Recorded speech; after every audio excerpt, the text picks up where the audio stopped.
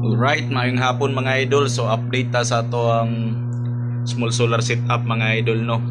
So nakumpleto na jud mga idol na nay low voltage disconnect na ka kuan mga idol. LVD tapos ang SSR ato na pong na taura no. Tapos na natay outlet diri. So kini pong battery mga idol katupod ning atong gibutangan aning battery fluid solution no na tapos ato pong gi-charge na ni, so effective siya mga idol, mo kuan na siya, musaka na siya ang iyang voltage. So karon mga idol atong i-try kung mugana na ba jud ni ato ang outlet.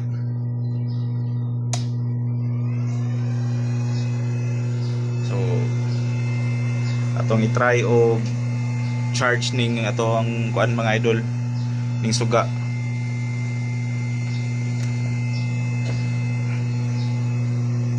So gana na siya mga idol, nag-charge na siya. So atong ipang try ning mga outlet niya tanan.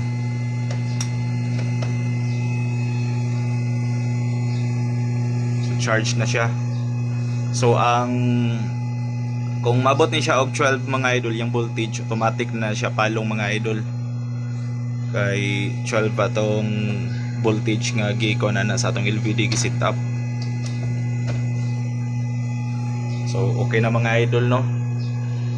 Finally na kompleto na jud na to itong setup, but hoping na makapalitag kini inverter na mas nindot mga idol, kay dili ni legit mga idol nga 800 watts o ang battery pod mga idol unta na makabudget dako-dako para may lisdan po na to niya itong battery para maka-save na jud ta sa kuryente mga idol, kay sayang kayo ang adlaw mga idol ba. So bisag makulimlim kayo mga idol dili kayo hayag sa gawas mga idol tag-om, pero still maka-harvest ng gapon ta mga idol.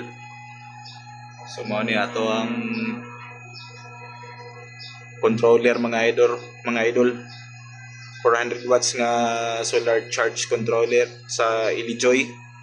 Tapos ang atong panel ani mga idol 250 watts lang. So tulo ni ka panel mga idol, so gingani lang nato pag connect mga idol. So okay na kay mga idol, nakapagana na ta sa ato ang small solar setup jud nga tarong ani mga idol.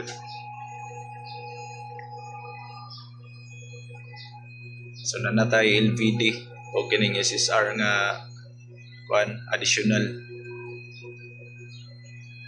So okay kayo mga idol. Daghang salamat.